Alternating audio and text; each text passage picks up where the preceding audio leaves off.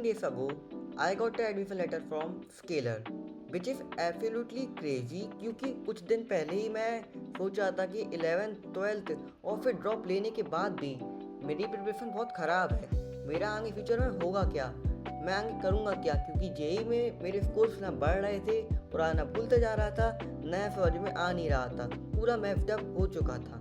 उसके बाद मैंने एक लिया बहुत ही बोल्ड डिसीजन कि जेई की प्रिपरेशन को स्टॉप करते हैं और एनफेट की तैयारी करते हैं। 13 दिसंबर 2024 मैंने अपनी प्रिपरेशन के लिए जितनी भी रिसोर्सेज चाहिए थे वो इकट्ठा कर लिए थे, जगह जमा लिए थे। बाय द वे, अगर आपको वो सारे रिसोर्सेज चाहिए जो मैंने पूरी प्रिपरेशन में इस्तेमाल करे, जिस कारण से आगे मेरा हुआ, तो आप कमेंट कर दीजिए #रिसोर्सेज।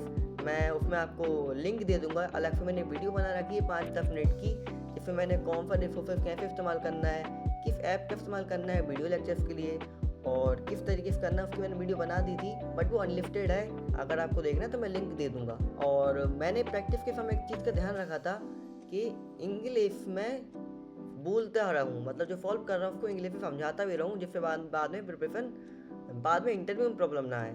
देन स्केलर का एग्ज़ाम आता है 5 तारीख को, भगवान की कृपा से वो बहुत ही अच्छा जाता है। पहले मैंने स्टार्ट करा था लॉजिकल रीजनिंग के इजी क्वेश्चन से, देन फिर मैथ्स के इजी क्वेश्चन, फिर मॉडरेट क्वेश्चन दोनों सब्जेक्ट्स के, और आखिर में जो जैसे बन जाए करता गया, क्योंकि नेगेटिव मार्किंग तो थी नहीं। तो ऐसे पेपर मैंने कंप्लीट करा। 2 दिन के बाद मेरा रिजल्ट आता है और भगवान की कृपा से मैंने सब क्लियर कर भी लिया था और मेरे आए 47 marks, which was decent enough for me to get selected. उसके बाद एक मेल आता है कि मेरा इंटरव्यू कल ही है और वो इंटरव्यू एक इंसान नहीं, एआई लेगा। अब उस समय किसी सीनियर को भी नहीं पता था, क्योंकि ये पहली बार ही इंटरव्यू इस तरीके से हो रहे थे। तो क्या हुआ, कैसे होगा, कब होगा और क्या करना चाहिए, ये किसी को नहीं पता था। लेकिन आँख बंद करके इंटरव्यू का स्टार्ट करा। अब इंटरव्यू स्टार्ट होता है। इंटरव्यू में सामने आता है एक बॉट, अभिमन्यु सर का, जो हमारे फाउंडर है स्केलर के। उसने कहा कि अपने आप को इंट्रोड्यूस करो, इंग्लिश में ही। मैंने अपने आप को इंट्रोड्यूस करा और इंट्रोड्यूस करने के बाद मेरा सेकंड सवाल जो आता है वो मेरे इंट्रोडक्शन के हिसाब से ही आता है। ऐसे मैंने मेरी एजुकेशन पे ज़्यादा पुश करा था, तो उसने बताया। सेकंड क्वेश्चन पूछा, you are very interested in education, then tell me about your schooling. तो उसने स्कूलिंग के बाद पूछा। और थर्ड क्वेश्चन ही पूछता है वो मैथ्स का। अब मेरे मन में ऐसा था कि मेरे कम से कम 2 सवाल तो पूछे ही जाएंगे, तो अगर पहला नहीं भी कर पाता हूँ तो सेकंड का ऑप्शन मिलेगा। पहले वाले को रॉन्ग करने से अच्छा इसको स्किप करते हैं। और पहला वाला आया था नंबर थ्योरी का। मैं जेई की प्रिपरेशन कर रहा था उस समय, और नंबर थ्योरी उसका पार्ट है नहीं, तो मेरे को बहुत टॉपिक्स नहीं आते थे। तो उसमें क्वेश्चन आया था HCF LCM का कुछ प्रॉपर्टीज़ को लेके, वो मेरे से नहीं बन रहा था। तो मैंने कहा sorry I can't answer this at this time, ऐसा कुछ मैंने बोल दिया था। मेरे को लगा सेकंड क्वेश्चन आएगा, बट उसने कहा okay no problem, your interview is completed and just end हो गया वो इंटरव्यू। याद रखना कि तुमको कैंसिल नहीं करना, वो अपने आप ही एंड होगा। कुछ लोगों ने पहले ही खुद से एंड कर दिया था, इस कारण तुमको एरर आ गया था, तो तुमको ऐसा नहीं करना है। बट मेरा जैसे ही इंटरव्यू एंड होता है मैं घबरा जाता हूँ कि यार मैंने से तो एक सवाल पूछा गया, वो भी मैंने बताया नहीं, तो अब तो भाई मैं हो ही नहीं पाएगा मेरा। बट थोड़े देर टाइम बाद मेरे समझ में आ रहा था कि 5 मिनट का इंटरव्यू तो इतना बड़ा नहीं हो सकता कि वो जज कर ले मेरे को। एक ना एक पर्सनल इंटरव्यू तो होगा ही होगा, ऐसा मेरे मन में था भी और ऐसा हुआ भी। जितने भी लोगों ने इंटरव्यू दिए थे, चाहे वो इंटरव्यू ख़राब गया हो या सही गया हो, सबको पर्सनल इंटरव्यू देने का मौका मिला। अब ये मौका मेरे को मिलता है 4 या 5 दिन बाद, तो तब तक के दिन कैसे निकले हैं वो तो मत ही पूछना।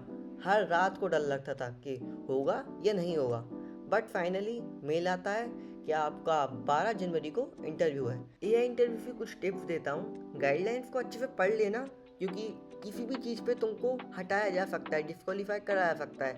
एग्जाम्पल, हेडफोन्स इस्तेमाल नहीं करने, ईयरफोन्स इस्तेमाल नहीं करने, तुम्हारे पीछे कोई भी नहीं आना चाहिए, तुम्हारा कमरा बंद होना चाहिए, क्योंकि कोई आएगा जाएगा तो उसको एआई को लगेगा कि तुम उससे पूछ रहे हो, क्योंकि उसमें उतनी भी अकल नहीं है। अगर सामने कुछ सर्कुलर फेस भी होगा ना, तो उसके वो एक इंसान मान के गलत कर देता है। तो ध्यान रखना कि तुम्हारे पास ये सब चीज़ें पहले से अरेंज दो। अब आता है मेन इंटरव्यू का दिन। इंटरव्यू के दिन कुछ चीज़ों का ध्यान रखना कि पहले जब तक मेरा टाइम था तब तक पीएन पे प्रोबेबिलिटी के सवाल पूछे जाते थे और थोड़े बहुत नंबर थ्योरी भी एफएफ लिफियम वाला पार्ट मान सकते हो। और कुछ क्वेश्चन जैसे कि number which is divisible by 3 and not and with 3, divisible by 3 and with 3, ये नंबर हटा के जितने भी नंबर बच रहे हैं वो उसके 150 नंबर तक का बताओ। कुछ क्वेश्चन इस तरीके के थे, तो ऐसे क्वेश्चन आते थे। बट जो आगे का अटैम्प्ट हुए, जैसा कि फरवरी अटैम्प्ट हुआ था, उसके अंदर हर टॉपिक सवाल पूछे गए थे। तो अगर आप आगे की प्रिपरेशन कर रहे हो, ध्यान रखना इन 2 टॉपिक्स पे फॉलो ना करके हर टॉपिक को फॉलो करना पड़ेगा। जैसे कि रेशियो प्रोपोर्शन वाला टॉपिक हो गया, लॉगरिथम का टॉपिक हो गया, और भी टॉपिक्स हो गए। हर टॉपिक को अच्छा करके जाना, नहीं तो पर्सनल इंटरव्यू में शौक लग सकता है। ठीक है, अब मेरे इंटरव्यू में मैंने दोनों के दोनों सवाल के आंसर दे दिए थे। अब मेरे से एक थर्ड क्वेश्चन पूछा गया जो कि एक पीएनसी वेव था या फिर दोनों का मिक्स ही था। वो मैं आंसर पहली बार सही कर नहीं पाया, बट मैं अपनी अप्रोच बताते हुए कर रहा था, तो उन्होंने मेरे को बीच में हिंट दे दी थी या फिर थोड़ा सा हेल्प कर दिया था कि आप गलत डायरेक्शन में जा रहे हो। तो उसको मैंने करेक्ट भी कर दिया और एट दी एंड मैंने क्वेश्चन का शायद आंसर गलत करा था, बट मेरी अप्रोच एकदम ठीक थी। मेरे से बहुत क्रॉस क्वेश्चन पूछे गए, उन सबको मैंने आंसर दिया, बट वो ठीक हो गया। ले देके इंटरव्यू मेरा अच्छा गया। और जो मेरे पर्सनल क्वेश्चन पूछे गए उनके आंसर भी मैंने बहुत अच्छे से दे दिए थे, क्योंकि मेरी मैथमेटिक्स अच्छी रही है। 9th से 12th तक हर बार मेरे 90 से ऊपर मार्क्स आए हैं, जिसको मैंने अपने इंट्रोडक्शन में ऐड कर दिया था। अपनी परसेंटेज ऐड कर दी थी। जेई मेरा ख़राब था 12th का परसेंटेज भी, और जो अभी तक का चल रहा था मॉक टेस्ट का वो भी, तो उसके बारे में मैंने बात की नहीं। कोडिंग का बैकग्राउंड मेरा था नहीं, तो उसके बारे में बात मैंने की नहीं। जो था वैसे वैसे बता दिया और मेरा इंटरव्यू अच्छा गया। अब कुछ टिप्स और कुछ क्वेश्चंस जो पूछे जाते हैं वो बताता हूँ तुमको, शायद हेल्प हो जाए। सबसे पहले फॉर्मल ड्रेस को पहनना है, क्योंकि उससे तुम थोड़े से फ्री ऑफ दिखाई दोगे। पर्सनल क्वेश्चन के जो आंसर है ना, उसको प्रिपेयर करके तब तुम जाओ तो रट्टा ही मत मार लेना कि बिल्कुल मैं ये लाइन बोलूँगा, फिर ये लाइन बोलूँगा, फिर ये बोलूँगा और पूरी लाइन ही याद कर चलेगा, क्योंकि उस समय इतना प्रेफर होता है। और अगर क्वेश्चन तुमसे ये सब आखिर में पूछे जाते हैं तो तुम्हारा दिमाग अच्छा खासा गर्म होता ही है, तो तुम अटक सकते हो। उससे अच्छा रहेगा कीवर्ड्स, जैसे मैं सबसे पहले मैं अपना नाम बताऊंगा, देन एड्रेस, देन परसेंटेजेस, और देन जो भी तुम्हारे पास प्लस पॉइंट्स जो तुम अचीवमेंट्स ले रखे हैं वो सब बताऊंगा। उसको अच्छे सोच के रखना और उतना ही याद करना, बाकी अपने दिमाग से लैंग्वेज में क्रिएट करके आंसर करना, पूरा याद करने की जरूरत नहीं है। थर्ड पॉइंट, स्किलर में ना प्रॉपर इंग्लिश की भी ज़रूरत नहीं है। अगर तुमको बेसिक इंग्लिश आती है, मतलब बिना ग्रामर के भी, तो भी तुम्हारा काम चल सकता है। उनको तुम्हारा कम्युनिकेशन स्किल्स नहीं चेक करनी है, तुम्हारी मैथ्स प्रॉब्लम सॉल्विंग स्किल्स ही चेक करनी है, तो बेसिक इंग्लिश चलेगी। हिंदी के भी कुछ वर्ड्स इस्तेमाल कर सकते हो, बट पूरी लाइन हिंदी में बोलना मत, क्योंकि बाकी बच्चों की अगर इंग्लिश अच्छी है और तुम्हारी खराब नहीं बोलेंगे, और तुम अगर हिंदी इस्तेमाल कर रहे हो तो तुमको वो नेगेटिव पॉइंट दे सकता है। ठीक है। Fourth and most important point, अपनी अप्रोच बताते हुए सॉल्व करना। ऐसे मत करना कि पहले सॉल्व करा देन फिर आंसर का सॉल्यूशन बताया उनको। इससे क्या होता है कि बीच में तुम्हारा और उनका कनेक्शन टूट जाता है और फिर वो बोर हो जाते हैं, या जो भी है। मनमीत सर जो प्रोग्राम डायरेक्टर, उन्होंने खुद बोला था कि अगर तुम पहले स्टेप कर रहे हो तो पहले अपना पहला स्टेप समझाओ, देन फिर सेकंड स्टेप समझाओ, देन फिर थर्ड स्टेप समझाओ। फिर स्टेप बताते हुए करते जाओगे ना तो उनको भी समझ में आएगा कि अच्छा तुम अपने दिमाग को इस तरीके से यूज़ कर रहे हो, तो बहुत ज़्यादा बेटर तुमको पॉजिटिव पॉइंट्स दे जाता है वो इंटरव्यू में। तो इस चीज़ का ध्यान रखना। Some personal question about you. सबसे पहले वाई FFT, अपना introduction, future plans, your two strengths and your two weaknesses. Strength और वीकनेस में याद रखना, ज़्यादा फेंकना मत।